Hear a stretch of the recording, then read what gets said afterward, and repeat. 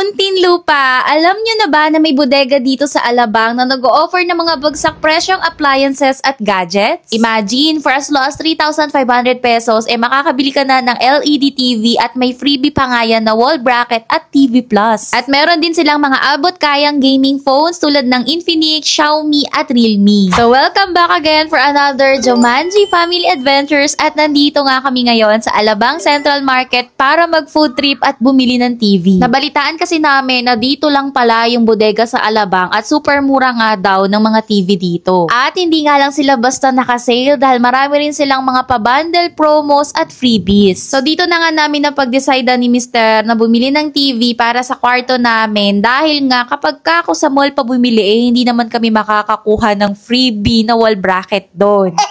Siyempre, alam mo naman tayo mga Pinoy, doon tayo talaga sa mas sulit at mas makakamura. Sino ba namang hindi maeengganyo, mga Mima? Imagine, bibili ka lang ng TV pero uuwi kang may dalang cookware set. Wow! Huling-huli talaga nila ang kiliti ng mga buyers. Kaya nga nung pumunta kami dito, ang dami naming kasabay na bumibili din ng appliances. At bukod nga sa mga bundles na nakapaskil sa labas, marami ka pang makikitang mga nakasale na gadgets dito sa loob. At kung cellphones and tablets naman ang hanap ninyo, meron din silang mga sulit bundles dito. Take note, NTC original na nga itong mga to at nagbibigay rin sila ng up to 1 year warranty kaya wala kang dapat ika-worry. At nakita ko nga rin dito yung mga na gaming phone na super affordable lang like itong mga Infinix, Realme at Xiaomi. So kitang-kita nyo naman mga Mima kung gaano kamura yung mga gadgets dito sa bodega sa Alabang. Ako, to be honest, suki ako sa online shopping pero hindi sa gadget. Basta pagdating sa mga appliances and gadgets, mas gusto ko pa rin talagang bumibili sa mga may physical store dahil gusto kong ina-unli check ko talaga muna bago ko bilhin. Like itong TV na ngayon ko lang nalaman na may double glass palang tinatawag. At dahil nga double glass ito, sakto kahit batuhin pa ni Axel or mapukpok man niya hindi siya agad mababasa. So habang sinisales talk nga kami ni Kuya, busy-busy rin ng anak ko na ina-entertain ng store owner.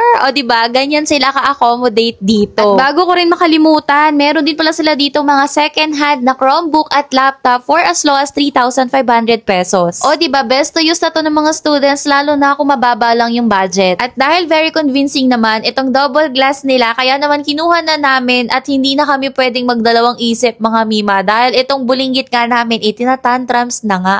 At kinabukasan nga hindi ko na pinatagal mga Mima. Syempre, pina-install ko na agad kay Mr. itong nabili naming 32 inches sa double glass Ace TV. At dahil maliit lang naman yung kwarto namin and supposed to be ang kwarto ay tinutulugan lang naman. Kaya nakontento na kami sa 32 inches lang. Pero dahil may toddler na kami sa bahay at iba yung body clock niya, kaya naman na-convince na kaming maglagay ng TV. Kasi mga Mima, maraming pagkakataon na yung katawan ko gustong-gusto pang magpahinga pero yung anak ko alive na at gusto nang manood agad ng TV. 1 week na nga rin pala namin ginagamit itong TV and so far wala naman siyang issue. Kaya ako naghahanap din kayo ng mga sale na appliances, mapa TV, ref at aircon pa yan. Tsak na may sulit deal kayong mahanap dito sa bodega sa Alabang.